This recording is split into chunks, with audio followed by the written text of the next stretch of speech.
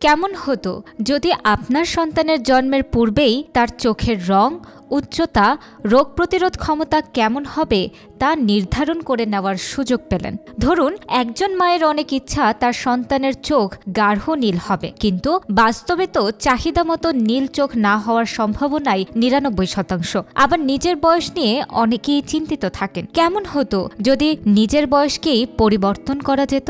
শুনতে নিশ্চয়ই অবাক লাগছে, তাই না? কিন্তু এসবকেই সত্যি করে তুলেছে প্রযুক্তি। মানব ডিএনএ এবং জিনোম সম্পর্কে নতুন আবিষ্কার জটিল রোগের চিকিৎসার সাথে সাথে আমাদের ভবিষ্যৎ জীবনযাত্রা কেমন হতে পারে তা নিয়েও নতুন সম্ভাবনার দুয়ার খুলে দিচ্ছে। সম্প্রতি বিজ্ঞানীরা জিন এডিটিং প্রযুক্তি CRISPR-Cas9 এর মাধ্যমে অসাধারণ সফলতা অর্জন করেছেন। এই প্রযুক্তিতে বিরল বংশগত রোগগুলোর সমাধানের পাশাপাশি সম্প্রতি বিজ্ঞানীরা জিন এডিটিং প্রযুক্তি CRISPR-Cas9 এর মাধ্যমে অসাধারণ সফলতা অর্জন করেছেন। এই প্রযুক্তিতে বিরল বংশগত রোগগুলোর সমাধানের পাশাপাশি সংক্রামক রোগের ঝুঁকি কমানোর প্রচেষ্টা চালানো হচ্ছে। প্রিসিশন মেডিসিন বা ব্যক্তিগত চিকিৎসার ধারণাও এখন বাস্তবসম্মত হয়ে উঠছে। প্রতিটি ব্যক্তির জিনগত বৈশিষ্ট্য অনুসারে ঔষধ ও চিকিৎসা দেওয়ার মাধ্যমে রোগ নিরাময় করা যাবে। এই প্রযুক্তিতে জেনেটিক কোড পরিবর্তন করে শিশু জন্মানোর আগেই তার নির্দিষ্ট বৈশিষ্ট্য